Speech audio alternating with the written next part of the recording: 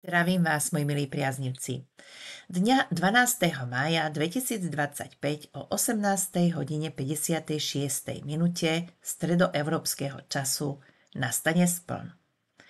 Nebojuj a prijímaj. Takto by som nazvala tento spln. A prečo? Preto, lebo udejú sa také nečakané zmeny, prudké zmeny. Slnko sa nachádza v blízkosti Uránu. Poznámka pre hejterov, rozprávam o tranzitoch. Nuž, a tam, kde dlho stojíme a nemáme odvahu sa pohnúť ďalej, tak ten Urán urobí taký ťuk a zrazu sa rozhodne o nás bez nás. A bude to v náš prospech. Týka sa to všetkého, čo stojí, stagnuje a je tam zmluvný vzťah. To znamená, zmluvný vzťah môžete mať síce aj s partnerom, partnerkou, ale takisto sa môže jednať o pracovný vzťah, alebo možno máte prenajaté priestory, alebo možno máte spoločníka, ktorý nepracuje, len sa väzie a zrazu sa to všetko začne čistiť. A bude to dobré.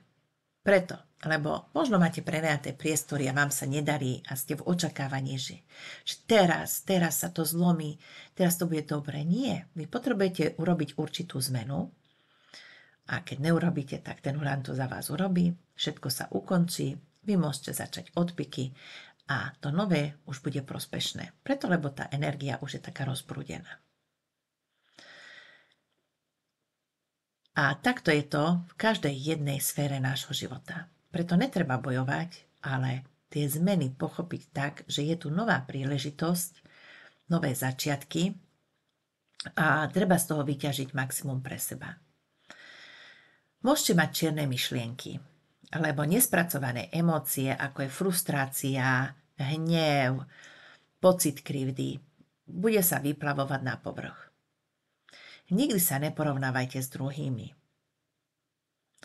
Nerobte to, lebo to vás oslabuje. To znamená, energiu posielate do prázdna. Posielate tú energiu možno človeku, ktorému vy závidíte.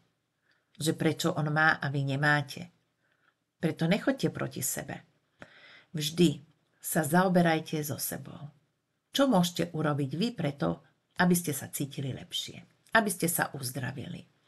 Aby sa vám lepšie darilo, aby ste boli úspešnejší, alebo neviem aký, to je jedno. Skrátka, začnite vždy od seba. To je to najdôležitejšie. A čo je také zaujímavé, tak pozor, lebo lakomci dostanú skúšku. Sú ľudia, ktorí sú prajní a im bude dopriaté.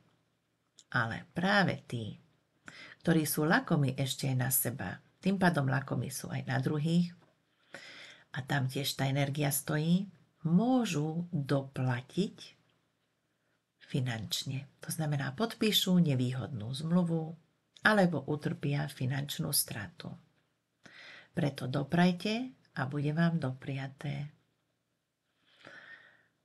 A pozor na to, aby ste neuverili planým sľubom. Teraz nie je dobré obdobie na investovanie, na kúpu niečoho. Vydržte, ešte prídu lepšie časy. Pozor si dávajte na cestách. Pozor si dávajte, keď idete večer po tme domov, aby ste sa nepotkli a nespadli do voľakej jamy, lebo možno tá jama tam ešte ráno nebola. Ale do večera sa mohlo stať niečo, takže nemajte hlavu v oblakoch, ale pozerajte sa pod nohy a nerobte žiadne zákernosti, zlosti, lebo všetko sa vám vráti niekoľkonásobnou intenzitou. Majte krásny deň a prajem vám pokojné prežitie tohoto splnu.